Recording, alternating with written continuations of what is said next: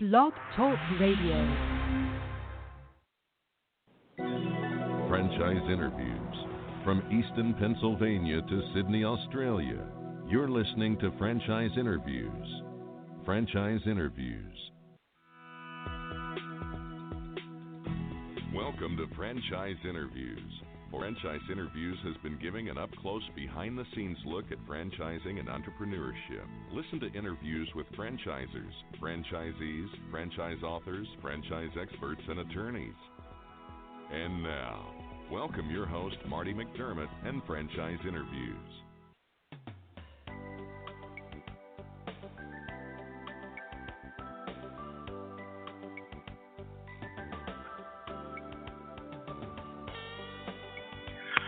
Hi, everyone, and welcome to a very special edition of Franchise Interviews, where for over 10 years now, we've been asking the entrepreneurs one-on-one. I'm your host, Marty McDermott. I'm the president of Franchise Interviews, and we have a great show today. We're meeting with Mike Bidwell, the president and CEO of the Dwyer Group. And Mike Bidwell has been a visionary in the franchise industry for over 3 decades, beginning in 1984 when he opened up his own Rainbow International carpet cleaning and restoration franchise, and later adding a Mr. Rooter plumbing franchise in 1992.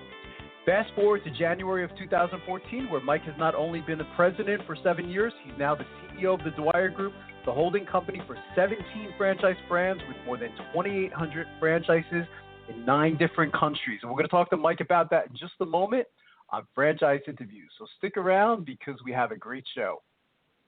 The Stone Coat Franchise Opportunity. Are you looking for a unique and lucrative franchise opportunity? If so, take a look at Stone Coat. With a patented process which creates a true stone finish on almost any wall or ceiling, Stone Coat is a true game-changing product in the multi-billion-dollar construction industry. Stone Coat is applied faster, cleaner, and cheaper than conventional quarried stone, which saves both time and money. With advantages in remodel and new construction of both residential and commercial projects, Stone Coat is a true crossover product. The Stone Coat franchise opportunity provides a low startup cost, low operating expenses, comprehensive training, ongoing support, and no royalty payments. For more information on the Stone Coat franchise opportunity, go to www.stonecoatfranchise.com. That's www.stonecoatfranchise.com, or call us at 972-380-2700. That's 972-380-2700.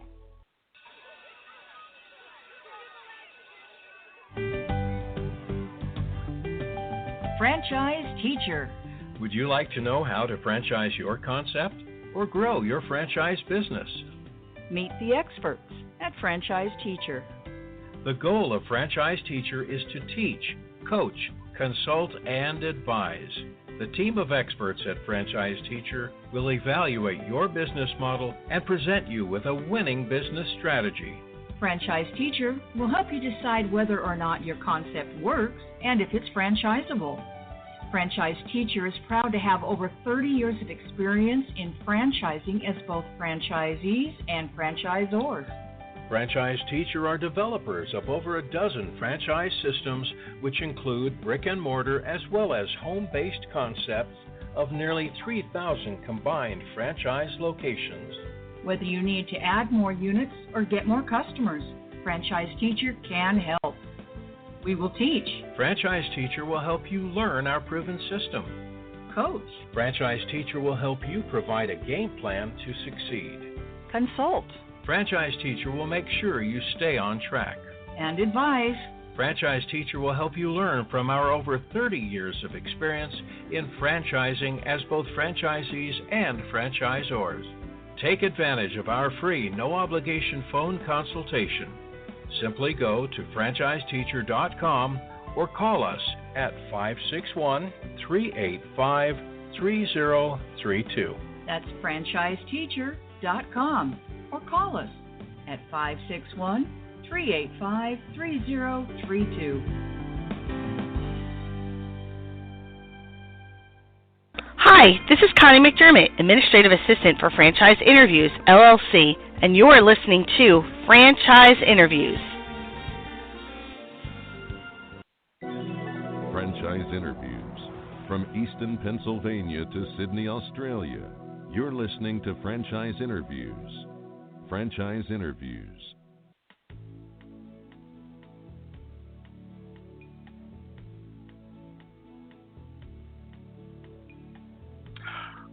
Hi, everyone, and welcome back to a very special edition of Franchise Interviews, where for over 10 years now, we've been asking the entrepreneurs one-on-one. I'm your host, Marty McDermott. I'm the president of Franchise Interviews, and as we were saying earlier, we have a great show today. We're meeting with Mike Bidwell, the president and CEO of the Dwyer Group.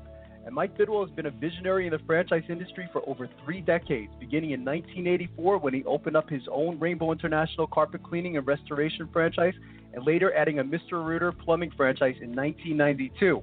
Fast forward to January of 2014, where Mike has not only been the president for 7 years, he's now the CEO of the Dwyer Group, the holding company of 17 franchise brands with more than 2,800 franchises in 9 different countries. Hi, Mike. How are you? Welcome to the show. Thank you, Marty. I'm doing very well. It's great to be joining you today. Oh, thank you so much, Mike. It's great to have you on the show. We always like to ask our guests, where are you calling from this morning, Mike? Well, I'm calling from our headquarters in Waco, Texas, which for those of you that may not know where Waco is, it's about 100 miles south of the Dallas-Fort Worth area and 100 miles north of Austin, and most recently famous for being known as the home of Fixer Upper, a very popular show these days. Yeah, absolutely. Were you guys affected by the weather in any way, Mike, with the hurricane? Did it hit you at all? Well, not at our headquarters. We were on the fringe of that, and really, Okay. Marty, it was just rainy. It was just like a regular rain for us. Okay. So we were very fortunate. That's good. Well, everybody's safe. You know, the Dwyer Group, I've been following your company for such a long time now, Mike. I think it was back in 1999 I met Don Dwyer Jr., and I remember him talking about his dad, Don Dwyer Sr. What was he like? I mean, did you ever have any interaction with him? Oh, I did, yeah. Don sold me a business, so sure. He did. At least a franchise. Yeah, I joined the company in 1984, and it was started in 81, so it was pretty new. But Don had a lot of early success. Rainbow was the first company, and I came in at age 26 as a franchisee, and 3 years later, he sold me a master franchise territory for the second concept he was venturing in, and I had several interactions with him over the year. He was quite a visionary. He was a little intimidating with, frankly, as a young guy back then. Really? To meet with one-on-one, but he was great on a platform, and again, kind of a great promoter. Yeah, I know today, Mike. He's in the Entrepreneurship Hall of Fame, isn't he? I think he was recognized in the early 2000s, wasn't he? Yeah, he was again, he was one of the luminaries, I'd say, in the franchise community back in the heyday when things were really starting to light up in franchising. And he was a strong contributor in the International Franchise Association and getting them to take action on certain things. And one of the programs that he envisioned and started was a program called VetFran, which we're very proud of today. It's amazing how VetFran has grown over time, isn't it, Mike? It's really incredible, and I think it's a fantastic program. And it's amazing, because when I started following the Dwyer Group, early on, back in the 1990s, I mean, it was a family, a small family of franchise brands, and it's really amazing, the number of brands that the Dwyer Group has today, Mike. Maybe we could talk a little bit about the history, of kind of like where you began and where you are today. Because again, I'm very familiar with your organization, but some of our listeners may not be familiar with all the brands of the Dwyer Group. Yeah, sure. So we started in '81, as I mentioned, with Rainbow International, which Don started, and then the second company that came into Dwyer Group that's here today is Mr. Rooter Plumbing, and that was by an acquisition. So Don had several hundred franchisees by 1989 when he acquired Mr. Rooter Plumbing. And Mr. Rooter was public, but it was a small company, and it was only doing $3 million in system sales with about 25 franchisees. So, but again, it was public. So Don acquired that company, and then he liked the idea of being public, so he rolled Rainbow into that and renamed the company to Dwyer Group. So then, at that point, it was public, and early 90s, like 91, that we started Air Serv Heating and Air from scratch. 94, Mr. Electric, which is electrical service and repair from scratch. Mr. Appliance in 86. Now, Don passed away, unfortunately, from a heart attack in 94, and that was while he was vacationing in the Cayman, so that was unfortunate. But so we had all these startups at this point, and I'll tell you, it just about brought us to our knees. In about 98, we realized that we were losing quite a bit of money and had to tighten our belts and such. But we acquired a couple of accounting franchises along the way that we weren't really very good at operating. We managed to sell those, acquired Glass Doctor, and then turned things around and became profitable and continued to acquire some more companies along the way and I'll just fast forward because we've had so many that we've acquired. We've done 10 acquisitions over the last 3 years. And today we have 18 consumer brands, and 16 of those are franchised. We have several that are now international. And that takes us to $1.5 billion in system sales and over 2,700 franchisees, Marty. It's incredible.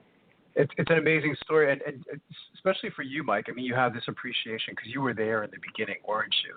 So I mean, you got to see all this growth firsthand, and to be part of that must have been an amazing experience for you. It has been.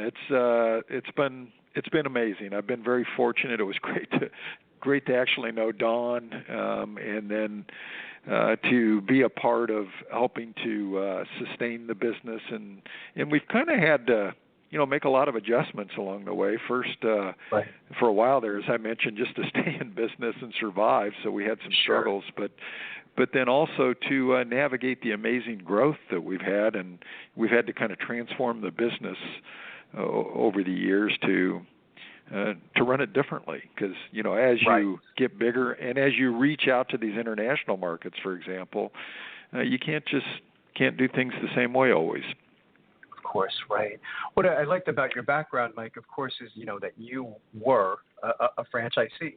So I'm sure that helps as far as being the CEO and the president of the organization, that you have this empathy. You know exactly what the franchisees are going through. So I'm sure that works for you, doesn't it? Well, it does. I like to think it does. I have a great passion for what our franchisees do because I did it. I'm a product of what it is we do, and I really get that everything we do has to work for the franchisee, but really not only the franchisee. It has to work for our service technicians, for the customer, our investors, and anytime you get a little out of balance on any one of those, you're going to struggle. So, absolutely. Yeah. And if it doesn't work for our franchisees, Marty, if it doesn't work for our franchisees, I just know that everything's going to get harder. Exactly. Well, right, because of going through it. What drew you personally to franchising, Mike, and what do you like about franchising? Because you obviously have this appreciation for it. I mean, you've been doing it, over 3 decades now. So, what is it that you like about it, and what drew you to franchising? Well, I guess it was a little bit opportunistic. When I got out of university, I went to work for Shell Oil, and I went to school in Arizona, and so my job was in Houston. So. Did well out of school and liked Houston, or liked Shell, not necessarily Houston, but my wife wanted to go back to Arizona before we started family, and I was really happy at Shell, but I kind of liked the idea of being married, so I thought, well, maybe we will consider going back to Arizona, but before we start a family and get back. And so we happen to have our carpets cleaned by a Rainbow franchisee. And I shared the story, we'd like to go back to Tucson, but we don't know what we do there. And he said, well, you ought to think about one of these franchises. Right. So one thing led to another, and about a month later, I turned in my resignation, and we were headed to Tucson to open a franchise. That's a great story. It's almost like divine intervention. Yeah. Yeah. Well, for us, Marty, I guess then it was the opportunity to take some control and be able to live where we wanted to live and kind of create our own situation. Of course. And that's what I love about franchising is that, you help people to provide certain degree of control over their life and Absolutely. create their own opportunities. And many people that come to us today are, it's varied. Sometimes they want to do what I did and be able to go somewhere and create their own opportunity. Sometimes it's because they're tired of corporate America and getting moved around, or right. A lot of the hassles that they have. So, and sometimes they do it because they want to build something for their family, create some wealth, and they're willing to put in the hard work to do that. So, I think it's great. That's fantastic. How has technology play a role in the business today, Mike? I mean, you've seen a lot of changes, over 3 decades, but is technology a big part of the Dwyer Group today? Oh, it's huge. It's one of the most important parts of our business, and it's back in the day when I was a franchisee, and even for many years when I came to corporate office, it was kind of a nice to have over the years, and it was kind of good for record keeping. And today you can't function without it. In fact, even marketing has become the most complex and dynamic part of our business, I would say. And to your question, marketing is now the biggest spender of IT in our business. So this has been a very interesting evolution, and you really can't have one without the other. So it permeates everything we do.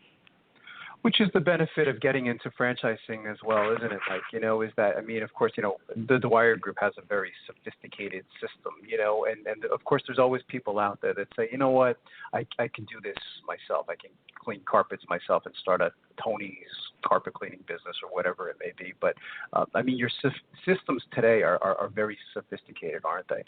Well, they really are. The kind of people that we've had to employ over the years in, for example, marketing and IT has really changed. And we recruit for some of the brightest talent out there.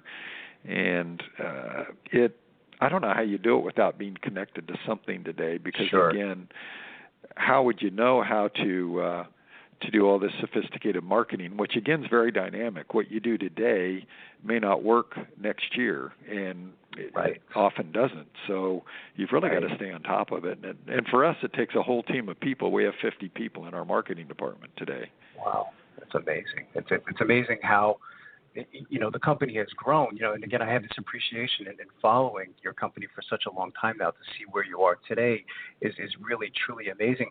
And you're part of, I guess it's safe to say you're part of several big industries, Mike. The numbers must be extremely high.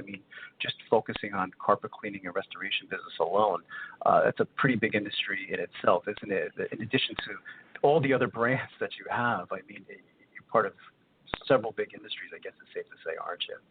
Well, we are. They're all centered around repair, maintain, and enhance. So we do have clarity about that. We haven't. I think you've got to have clarity and focus about what you want to be and what sandbox you're going to play in to be good at something. So everything we do is break, fix, service, maintenance. So we call repair, maintain, and enhance of homes and properties. And that spans 11 service verticals. So again, they're more similar than different with this break, fix, service, maintenance. But it is 11 service verticals, such as plumbing, electrical, HVAC. And since it is 11 service verticals, we estimate it's about $200 billion is our sandbox. That's amazing. And there must be a lot of cross-marketing involved as well, Mike. You know what I mean? It's very clever how the Dwyer Group has gotten into certain industries, because it seems like there would be a lot of cross-marketing. If you're in someone's home and doing carpet cleaning and restoration, there's all these other businesses that you have the ability to promote as well, isn't there? Well, that's quite a story. Yes, and I have to tell you, Marty, that for years it's been our dream and our vision to be able to cross-promote our brands to the customer. And we've never been able to execute on it. For a couple of decades we've tried it. We've tried several pilots, and we thought that franchisees would just share customers and that it would be easy, but that never happened. And the reason it didn't happen, well, in retrospect, I guess it's not a surprise. Franchisees are out there busy. Many days there's more to do than you can get done in a day. And they're focused on their own business, and they're focused on just getting their techs to do what they need in their own business. So they're not as worried about growing their neighbor's business. True. So it was hard to get them to cross-promote. And so we realized a few years ago if that was ever going to happen, we had to take ownership of that and make it happen. Right. And only because, to your earlier question and point, only because of technology getting permeated throughout our business, all the way down to the franchisees and even the technicians, have we been able to take control of that and expose customers from one brand to the other. And so we're now doing that. And we've launched a new brand to connect the dots. So we have this overarching brand that we call Neighborly. Okay. And you can go to a site that's called getneighborly.com, and you'll find all of our services there, and you can schedule service. You can schedule reminders about things around your home. You can find tips how to do things about your home. But now when a customer has one of our brands out and they have a great experience, we send a follow-up email, and we'll expose them to the other brands, and we'll turn them on to blog content they might be interested in. And through that, we're now connecting the customer across brands. It's really very clever, isn't it? Like, how you say, technology fits in and made that happen. And as you describe it, yes, it does make sense why, franchisees, you're right, they're worried about their business, and they're not worried about promoting someone else's business. They're busy, so it does make sense. Today here you are, you're the president and CEO of the Dwyer Group, Mike. How did you become so successful in franchising? Did you envision yourself, if you go back 30 years ago, to being a CEO and president of such a big company? Not really. To be frank, my original plan was when I had done although I bought my franchise fairly quick when I was a young guy, I did do some due diligence. I made a few phone calls with some successful franchisees and met with them, and I'd found that there were a couple of them that had built their business up and in a few years sold it for more money as an existing business and then did some other things, and that was my plan. I thought I would move back to Tucson and start this business, and then after like 3 years, I would sell it and then get reestablished and figure out what I really wanted to do from that point on. But it kept growing and growing, and then I became, I brought on additional concepts, and then I was invited to be a brand president and sell my businesses. And so, frankly, it's just kind of been this unfolding of opportunities that we haven't seen an end to it yet. So it's been a lot of fun. That's great. Yeah, it really is. It's a great story, and researching your background, Mike. What's been one of the most interesting things that's happened to you since becoming, the president and CEO of the Dwyer Group, Mike? I know you probably have hundreds of stories, that we could talk about over the 30 years, but, as your role as CEO and president, does anything stand out? Yeah, I would say a couple of things. From a very experiential level, it's being able to operate on a national basis and even an international basis today and build something of significance across markets like that. That's been pretty cool. But probably the most, I'd say the thing that stands out the most was because of the International Franchise Association, and they're organizing a franchising event every year on Capitol Hill in Washington, D.C. to lobby on behalf of small business and franchising. The opportunity to sit in congressmen's offices and converse with them about these topics, and then also to get on the Senate floor and see how they all vote and have a congressman tell us about how all this works. And we've done that for a number of years now, but that was pretty cool. I'm not sure everyone gets that opportunity. No, I was just going to say that, Mike. I was like, how many of us get to say that we've actually done that? You get to watch it on TV, of course, but to see it firsthand must be an amazing experience for you. That's really fantastic. Maybe we could talk a little bit about franchising, Mike. The majority of our listeners, we call them aspiring franchipreneurs. Most of them have it in their mind that they want to go into franchising. What types of characteristics then does the Dwyer Group look for in their franchisees? Well, we find that the franchisees that do the best are those that really participate in the franchise community. They network with their other franchisees. They come to the meetings. They talk and are welcoming with the headquarters staff, and they want the support and the help. So it's folks that, number one, they're willing to follow a system and have belief in a system, and they're just here to execute. And so that's what we really want franchisees to do, is execute. We don't want them to experiment with the system and tinker. Sure, of course. And also folks that want to be a part of something. They want to be a part of a community. Those are the ones that we really look for. We find those do the best. It seems like, in studying the Dwyer Group, Mike, that there is certainly a culture there. I watched a lot of the videos, and it does seem like it's a great culture and kind of like a family type of culture at the Dwyer Group. Would you agree with that? Oh, absolutely. It's not by accident. We pay a lot of attention to it. Maybe it was by accident just because of our personalities when we first started, but then we thought, well, as we grow, we need to maybe formalize this a little more and put a little structure around it, because we have several remote offices today. We have 8 offices around the world, and how we extend our culture to those offices is something I do worry about, and we just want to make sure that we do protect it, because you're right, we do have we think a special environment today, and we want to make sure it stays that way. But it's a very collegial environment. We're very much about helping grow people, and not with just hardcore business stuff. We want to make a difference in people's lives. So we often talk about lifestyle, and we think there's a better way to do and conduct business, and we're living it, and we want to make sure that we preserve it. That's fantastic. I like how you're talking about too. To be successful, Mike. I think it's the sharing of best practices is really important, isn't it, in franchising? It's not just enough to buy a franchise and own a franchise, but I think that sharing of best practices, with other franchisees is really important, isn't it? It really is, and that's why I think it's important to come to the meeting and go visit other franchisees and connect with them. But franchising in general, Marty, I've found to be a very collegial type community. We do a lot of networking with other franchisors, and we participate in the franchise meetings, the International Franchise Association Convention, and other meetings. And I've just found it to be a very open and cooperative community.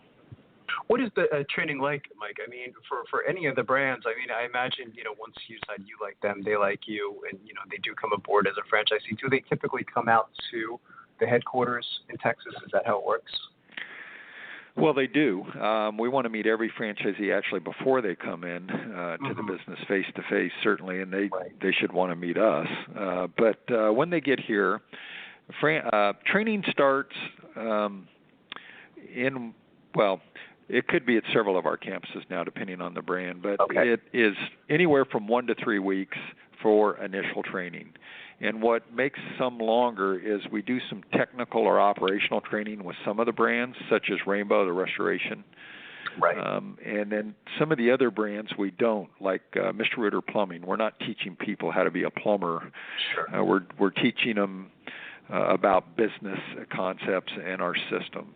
So that training is typically a week, and then there's follow-up. Well, there's pre-training before they get there, and that's all done remotely, which is anywhere from 30 to 40 hours. And then there's follow-up training after that. So there's a level 2 training that we're gonna do on site in their business, or they're gonna come, and they'll also come back to Waco or regional conferences and regional trainings. One of the things we wrestle with is we'd like to keep them for like a month or more, but that's difficult when people are trying to, they're away from home and they're trying to get up and running. And so we try to spoon feed them a little. So the key is to give them just enough to get out open and start to deliver on the brand's promise in an effective enough manner. And then you trickle out some more. So it really takes about a year to get somebody where we really need them need them to be to where they can really hit on all cylinders. What advice would you give to our listeners, Mike, in their quest to buy a franchise? Because as you know, you've been doing this such a long time now, and you've seen a lot of changes in franchising. What always amazes me is the number of concepts, coming into, I guess you could say, the franchise arena. It's always fun going to the shows and you see all these interesting concepts. You say, God, I would never thought of, that type of business franchising, that model. But there's so much out there today that we find that, our listeners are a little confused in the beginning phase. So from everything that you've learned up to this point, what advice would you give to our listeners in their quest to buy a franchise? Well, I think probably the single most important thing, I believe, is for them to talk to other franchisees doing what they're contemplating. And not only talk to them, I'd go visit some. Spend a day in the life. Number one, see if you would, it may sound good and sound like an opportunity. See if you can identify with it. Will you like the environment? Will you like the work?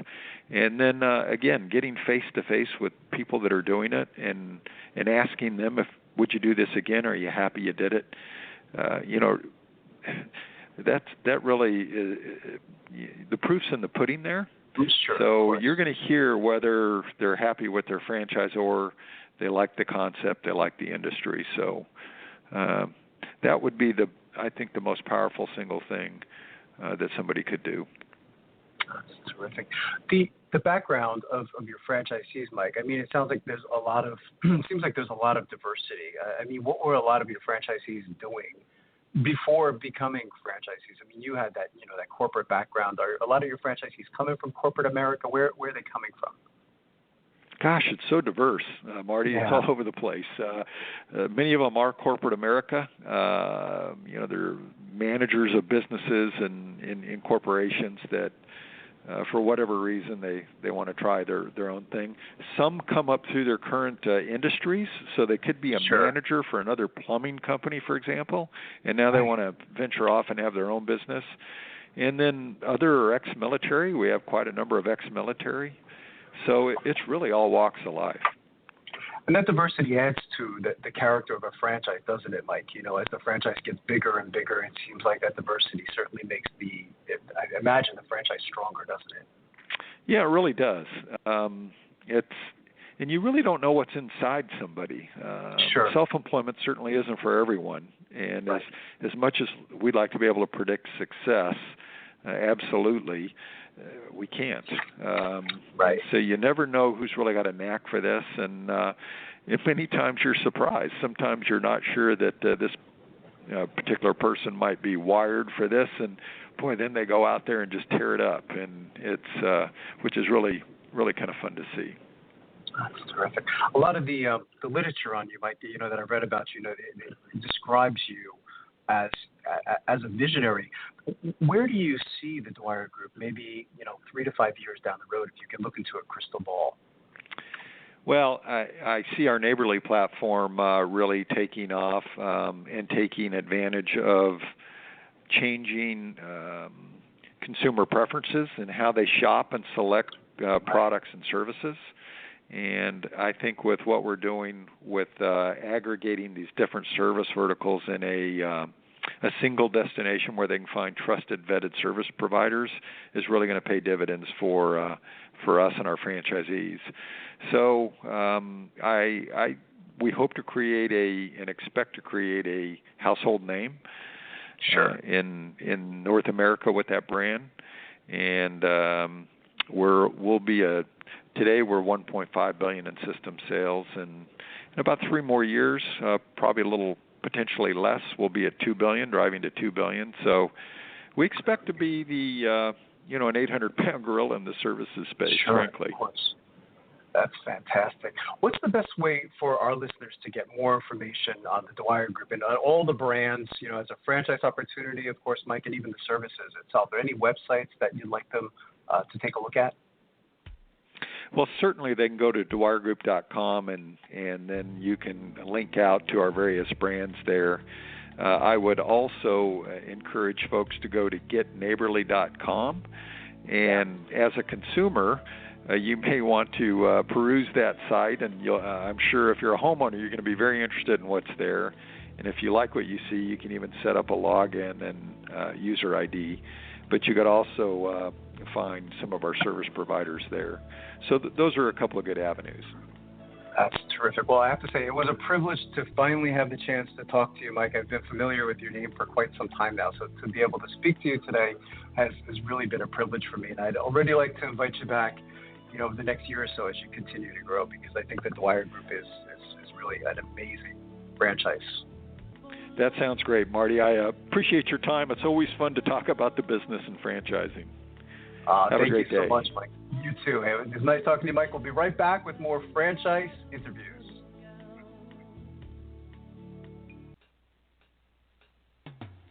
Coming up on segment 2, you're going to hear what every franchipreneur needs to know before buying a franchise. We're going to play a clip from our popular Great Quotes in Franchising podcast right here on Franchise Interviews.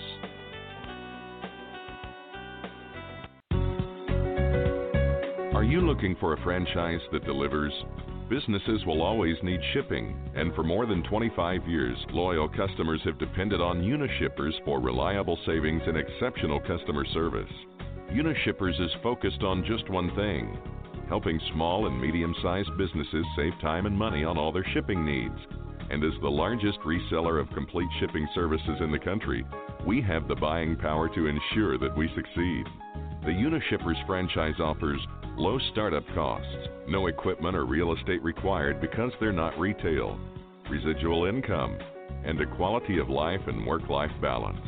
For more information on becoming a Unishippers franchisee, go to www.unishippers.com and click Franchise Opportunities, or call Franchise Development at 801-708-5822. That's 801-708-5822. Franchisers, are you looking to reach aspiring entrepreneurs looking to buy a franchise? Are you looking to reach a highly educated audience on franchising? For over 8 years, Franchise Interviews has been giving an up-close, behind-the-scenes look at franchising and entrepreneurship through our website, franchiseinterviews.com, where you can hear and read interviews as well as get tips from some of the most successful sources in franchising. Our weekly franchise radio show, where each week you get to hear a new interview with franchisers, franchisees, franchise authors, franchise experts, and attorneys, and our podcast, Great Quotes in Franchising. For more information, go to franchiseinterviews.com or call us at 610-905-2919. That's 610-905-2919. Hi everyone, this is Marty McDermott from Franchise Interviews, and welcome to another edition of Great Quotes in Franchising, where each podcast you get to hear a great quote in franchising. Franchise Interviews has been hosting Franchise Interviews for almost 6 years now, and almost 300 shows, and during that time we've had some incredible quotes on our show. Today you're going to get to hear from Art Collet, who is the president of Alpha Graphics, and Art has a wonderful quote. He says that franchising is one of the greatest inventions for small business, and he kind of expands why, so here we go. Fantastic program. I mean, when I saw it, I said I thought this was very exciting for you guys, and it's going to be interesting to watch it. I mean, it sounds like your franchise partners are certainly going to appreciate something like this, and I guess that's the benefit of getting into franchising as well, isn't it, Art? Is to have a program like this, a very strong program that the franchisees can really benefit from. Yeah, I tell you, Marty, you said something earlier. I was saying earlier about that nearly 10 years of restaurant ownership. Mm-hmm. There were months, Marty, and we were not a franchise. There were months, Marty, where I begged for somebody to send a royalty check to, because I thought, man, if somebody could bring me some turnkey marketing programs, if somebody could bring me some training solutions that were already ready to go for the employees and how to hire them and who's the right person, how to recruit them, if somebody could bring me a process for creating more traffic at my restaurant or operational workflow and checklist. Marty, I believe, and I've had people, great people like, Bud Hadfield, and I can, go down the list of just the names of people that have, are in my cell phone that I can call anytime. I mean, John Luther over at Dunkin' Brands and Jim Amos, who, led mailboxes, et cetera, and all these names. I think I'm honored being on your show today, just knowing those guys. Thank you. People like that are people that you've interviewed. But, franchising, I believe, is the greatest invention for small business ownership. Yeah. Because franchising doesn't change the fact that you're still a small business owner. Exactly. All franchising should do, my job as president of Alpha Graphics is to take people who have decided they want to be a small business owner and they want to do it in this arena of providing visual communication solutions, whether that's document solutions or marketing solutions. But my job as president of Alpha Graphics is just simply to take the hurdles that may be 6 feet high if you're out there on your own trying to do it yourself, and let's take them down to 6 inches. The hurdles are still there. You're still going to have employee issues. You're still going to have operational issues. You still need to have somebody. You're still going to deal with your financials in your business. And I think sometimes prospective franchisees forget that. Yes. They forget that they're still. They may possibly think the franchisor is going to take those problems away. And there are some that we do remove off the table, but for the most part, they're all still there. We just have systems and approach and coaching and support to help you manage that. And now it's a little speed bump in the road in the road instead of climbing Mount Kilimanjaro. Thanks everyone for listening, and we'll see you again soon with another edition of Great Quotes in Franchising by Franchise Interviews. Take care, everyone.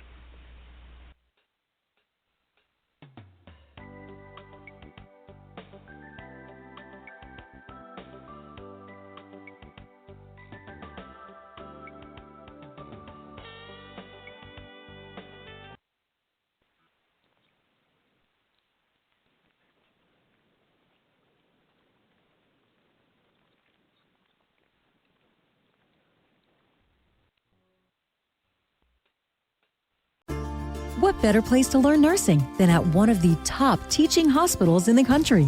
St. Luke's School of Nursing, the oldest continuously operating school of nursing in the nation, will hold an open house on Thursday, May 2nd from 6 to 8 p.m. Tour their facility, meet faculty and current students, explore the curriculum and simulation lab, and learn about the admissions and financial aid process. Get your questions answered. Visit sluhn.org/SON to learn more. Honey, are you still in the store? Yeah, just got the last thing on the list. Oh, good. Okay, I just need you to pick up one more thing, please. Oh, yeah, sure. I need to whiten my teeth. Can you grab me some Lumino whitening strips? And it has to be Lumino because those are the only ones that don't give me sensitivity. Whitening strips. Okay, I'm heading to that aisle. Okay.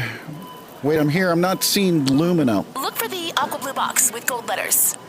Okay, aqua, gold letters. All right, there it is. Oh, wait. You mean Luminex? It's pronounced Lumino. It's French. Well, it looks like Luminex. But fine, I got your Lumino. Lumino teeth whitening products have been clinically proven to whiten without temporary enamel damage associated with peroxide for whitening without the sensitivity. That's because we use Dead Sea salt, coconut, and lemon peel oils. Join the 100,000 people who have given Lumino 5 stars and look for the aqua blue whitening strip box with gold writing. Find Lumino in the oral care aisle of Target, Walmart, or CVS stores.